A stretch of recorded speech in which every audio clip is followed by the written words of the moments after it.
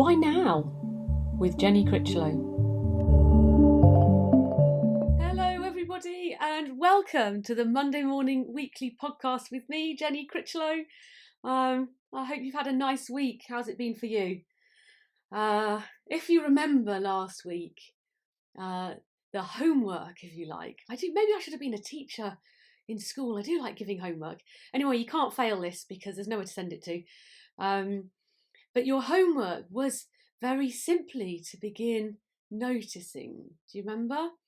We were beginning to notice not just what was around us, in other words, present with us, but we were also really starting to notice what goes on in our minds. You know, living with ourselves in our minds can be like living with the worst roommate ever in your life. You have to share a room. Maybe they sleep in a single bed next to you and they snore and they smell and there's sandwiches under the bed and they've got a pet raccoon and they really like to hang their socks on the light shade. I promise you, none of this has happened in my life. I'm not referring to any living person at all in the world. But just imagine that kind of roommate. I am. And what have we got? Well, really in that room, someone quite messy, possibly smells. Did I mention they had a personal hygiene problem? Because possibly in this fictional story they do. And they snore and they've got a pet that is known to smell, I think, and likes to eat things from the bin. And what have you got? Well, perhaps a roommate that sleeps in your room that you would spend a lot of time outside of your room trying to avoid, and perhaps spend time outside or with nicer people that you like, or maybe someone that is best friends with a bottle of deodorant, or even a shower. Again, no reference to any persons living at all in the world. And so this is that roommate. And my suggestion to you is, if you have started noticing that stream of thoughts in your head that goes through from one side of your head to the other like a big torrent of water, I'm wondering whether you began to notice what it's like to live with you. And in many ways, whether living inside of you is a little bit like living with that roommate that sleeps in your room and has a pet raccoon and doesn't know what foot wash is, or deodorant, or toothpaste. You know, the list could go on. Anyway, have you? I'm wondering whether you notice whether or not you're your own best friend or your own nightmare roommate. Because I know when I started to notice, I found my nightmare roommate. And the difficulty with our internal head thought nightmare roommate is that we don't get to leave them behind in the room. Wherever we go, there we are. Wherever we go in the world, we take our stream of thoughts with us. It goes on and on and on. I mean, we haven't even got to a podcast where we look at what these thoughts and our mind think about other people. We're actually just focusing right now on what it's like to live with you. What do you like to live with? How is it in there? And I'm wondering how it is. So let's say you've been doing this over the last 7 days. Other things you may have noticed. Very powerfully, you may have noticed how little you notice. In other words, it takes a weird thing that I call waking up or being aware to notice these thoughts in our head. Most of us have been living in these thoughts in our head all of our lives, as far back as we can remember. And only very occasionally do we either detach from them and really be present with what is.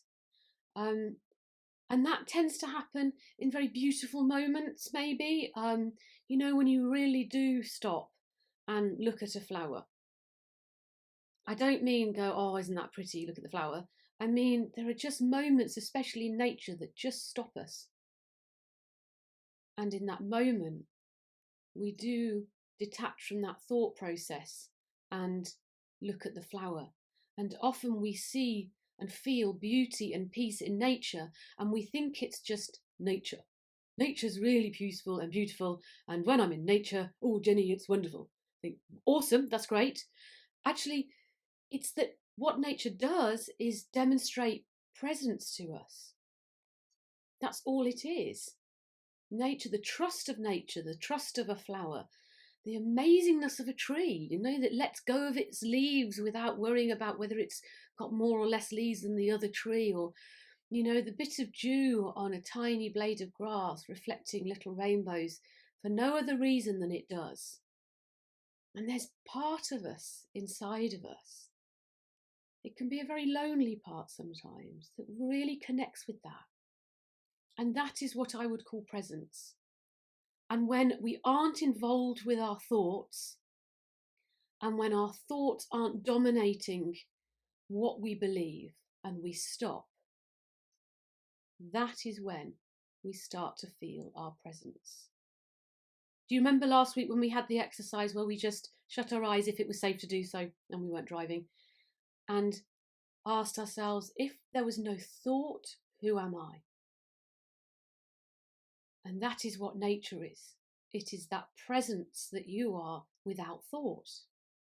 It can also happen in almost dangerous times. And I remember a long time ago, I was about 15, and for a really long-winded reason, I had the day off school, which was the best bit of the entire day, and I was going up in a hot air balloon, and there was a man dressed as Santa driving it, which probably should have sounded some warning bells, and another large man, and me and my other sister.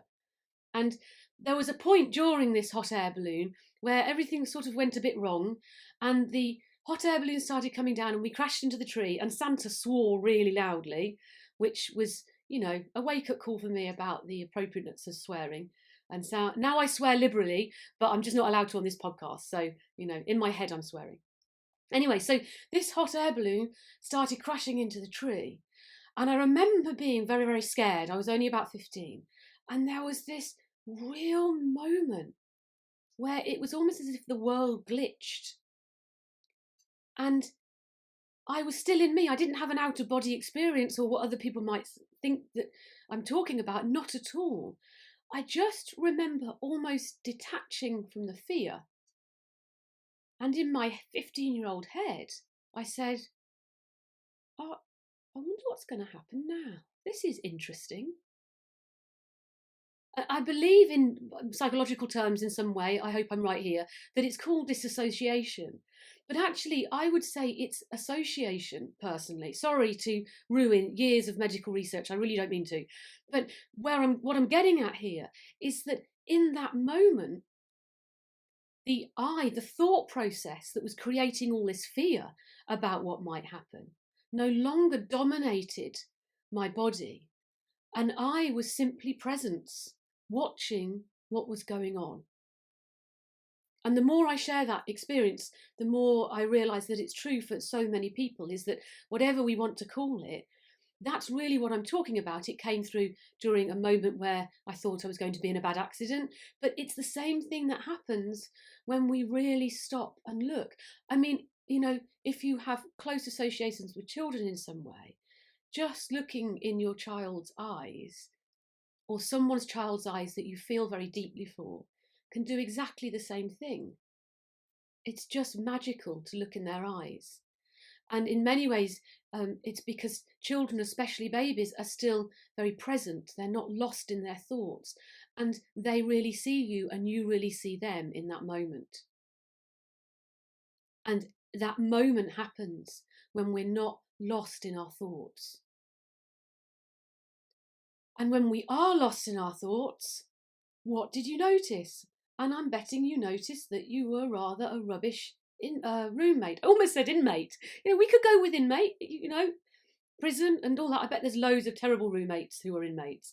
But let's just stick with roommate, because there's just so many analogies flying around here. You could realise that you are your most rubbish roommate.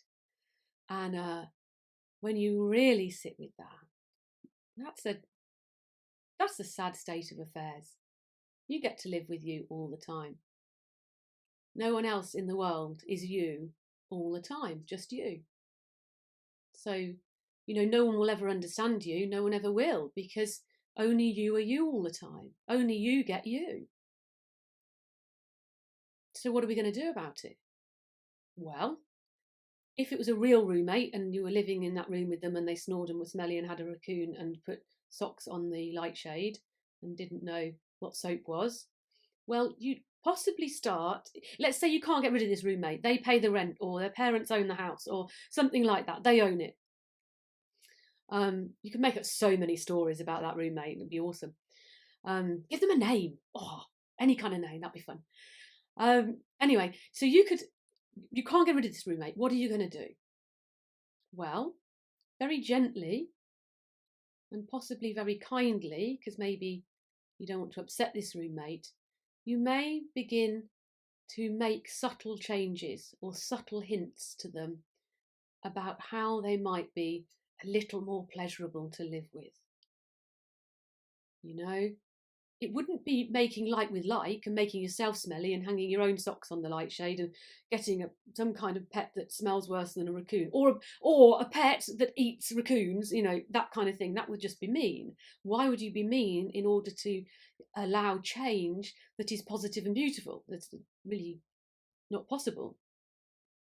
But you could leave some soap by the bedside table, or offer a free swimming session, which means they have to shower before they go swimming.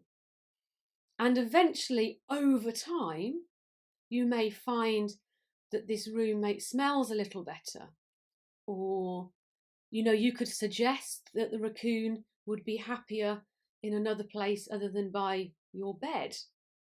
Maybe in a sanctuary, or even you could build it a den outside. You can go nuts on this analogy if you like. My point is that very gradually and very gently, you could encourage this roommate to behave in a way that is much more pleasant to live with and much kinder to you to live with. And that's my invitation for you this Monday morning. Are there ways this week, whenever you catch yourself embroiled in that mind that isn't you, that is unkind and unfair and critical to you, can you interrupt it? And if you can interrupt it, can you find a tweak that you could make in that dialogue that allows you to be a bit nicer to live with? I hope that's possible. And I know it is. I do not ask anyone to do anything I haven't done for myself. And so I'm living proof that you can be a nicer person to live with, because I like myself way more than I did 20 years ago. I promise you. So that's my challenge for you this Monday morning from this podcast. Until next Monday morning, how many times can you interrupt you? Can you tweak that voice to make it kinder to live with? Or if you're going great guns and it's a good day, can you even tweak a sentence and allow it to be how awesome you are? Because you know what? You're here, you're alive, you made it. Whatever you've been through, whatever you're going through, you're here, you're alive, you made it. So you've got to be awesome in some way. Thank you, everybody, for listening. I'm so enjoying doing these Monday morning podcasts. And tune in next week, and I'll be asking you whether or not you have interrupted or started to change that terrible, terrible roommate. Thanks for listening. See you next Monday. That's a podcast with me, Jenny Critchlow.